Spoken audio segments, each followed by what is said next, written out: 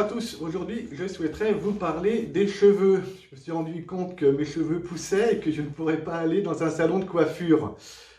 Rien de très grave, hein, bien sûr. Et après cette petite préoccupation, je me suis dit, tiens, au fond, tu pourrais peut-être aller voir ce qui est dit des cheveux, de la chevelure dans la Bible, dans les Écritures. Et c'est intéressant. Ça me permettra aussi d'introduire une démarche de pardon, une démarche pénitentielle que chacun, chacune pourrait vivre pour se préparer à la grande fête de Pâques qui approche. J'en parlerai à la fin de ce petit topo. Donc dans la Bible, on parle des cheveux. Les hommes, normalement, doivent avoir les cheveux courts. Et bien sûr, mesdames, les femmes doivent avoir les cheveux longs. C'est écrit comme ça. Et les cheveux des femmes, c'est quelque chose quand même. Hein. Ils sont longs, ils sont beaux, c'est la gloire des femmes, leur honneur. Et ils sont même comparés dans le Cantique des Cantiques à la chevelure de la bien-aimée est comparée à un troupeau de chèvres hein, sur le flanc d'une montagne. On peut imaginer, pourquoi pas. Hein. Il arrive quand même que des hommes peuvent avoir les cheveux longs si ils ont été consacrés dès leur naissance au Seigneur.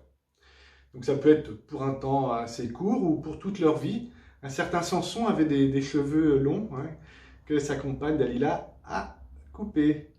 Et il a perdu toute sa force qui tenait bien sûr du Seigneur. Un certain Samuel aussi, hein, le rasoir n'est pas passé sur sa tête, nous disent les Écritures. Il y a aussi des cheveux blancs dans la Bible et on leur doit beaucoup de respect aux anciens, à ces personnes qui justement ont une certaine sagesse, un sens de l'histoire, hein, et qui peuvent nous faire comprendre bien des réalités de la vie.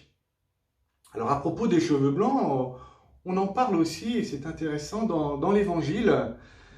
Jésus, dans le Sermon sur la montagne, à un moment dit qu'il ne faut surtout pas jurer. Hein. Ne jure pas sur ta tête, dit-il, car tu ne peux en rendre un seul cheveu noir ou blanc.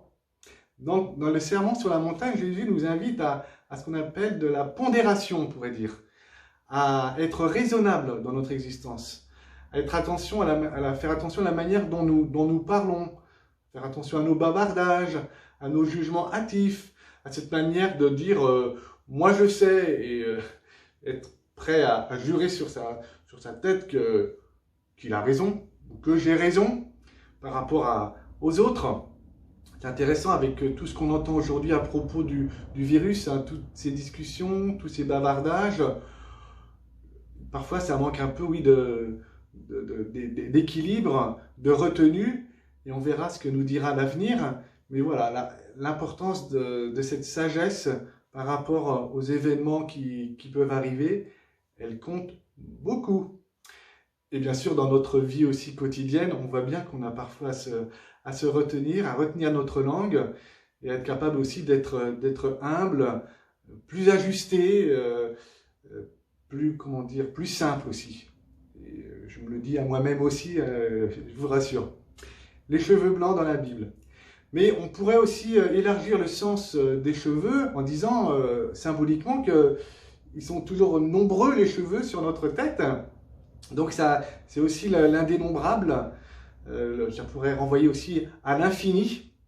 Et dans l'Évangile, on trouve quand même un passage quand même assez fameux, qu'on aime bien, qui nous rassure et que je veux vous partager, où Jésus dit, voilà, je vais vous lire, « Quant à vous-même, vos cheveux sont tous comptés, soyez donc sans crainte. » Ah, voilà que notre Dieu, en effet, connaît le nombre de nos cheveux. C'est formidable. Dieu est omniscient. Bien sûr, ce qui est derrière, c'est que c'est un Dieu bon, un Dieu qui nous aime, un Dieu avec une extrême attention pour chacun d'entre nous. Et je pense qu'on a besoin de le réentendre dans cette période où certains pourraient en arriver à dire, mais est-ce que ce virus, ce ne serait pas un peu une sorte de punition ? On l'avait entendu aussi pour d'autres catastrophes il y a peu de temps. Non, on a un Dieu bon et surtout qui ne veut pas la souffrance, qui ne veut pas le malheur. Et on a un Dieu bon qui est plein de compassion pour tous ceux qui sont malades, qui sont touchés par cette maladie. Et il faut toujours le redire, parce qu'on aurait toujours tendance à mettre la faute sur Dieu. Or non, Dieu est tout proche de nous dans toutes les épreuves que nous pouvons vivre. Les cheveux, on en parle aussi dans un psaume, et je voudrais introduire la dimension peut-être de pardon dont nous avons besoin dans notre vie. Le psaume 39. Toi, Seigneur, ne retiens pas loin de moi ta tendresse, que ton amour et ta vérité sans cesse me gardent. Les malheurs m'ont assailli, leur nombre m'échappe. Mes péchés m'ont accablé, ils m'enlèvent la vue. Plus nombreux que les cheveux de ma tête, ils me font perdre cœur. Daigne, Seigneur, me délivrer. Seigneur, viens vite à mon secours. Intéressant de voir aussi le psalmiste qui dit qu'il a quand même un certain nombre de péchés qu'il reconnaît devant le Seigneur. Plus nombreux que les cheveux de sa tête. C'est une exagération, bien sûr, mais c'est pour dire qu'il est conscient de sa faute, mais aussi il est extrêmement conscient que Dieu vient vers lui pour lui donner le pardon, pour le faire revenir vers lui, et que Dieu est tout amour, toute miséricorde. Et cette dimension de miséricorde, d'amour infini, eh bien, on le perçoit très bien aussi dans un autre passage de l'Évangile, peut-être que vous y avez déjà pensé, où il est question aussi d'une chevelure, d'une femme. C'est cette femme qui fait irruption au cours d'un repas, et qui va verser sur les pieds de Jésus un flacon de parfum. Elle pleure aussi, elle couvre de baisers les pieds de Jésus, et elle les essuie avec ses cheveux, sa chevelure. Et c'est beau de voir comment Jésus la prend en exemple pour dire, vous voyez cette femme, sans doute qu'elle a beaucoup de choses à se reprocher dans sa vie, elle est pécheresse, elle se sent indigne, eh bien tout son amour, eh bien, il permet un peu d'effacer tous ces péchés qu'elle a pu commettre.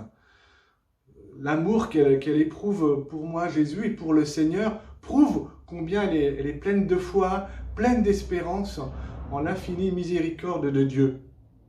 Donc ça, c'est aussi quelque chose à méditer pour nous, c'est que l'amour que nous avons pour le Seigneur, il permet d'illuminer, d'éclairer notre cœur pour montrer peut-être ces particules de poussière, de saleté qui parfois nous blessent notre vie d'homme, de femme, de chrétien. Eh bien, le Seigneur, il veut vraiment donner son pardon, nous laver et nous redire que l'on compte à ses yeux.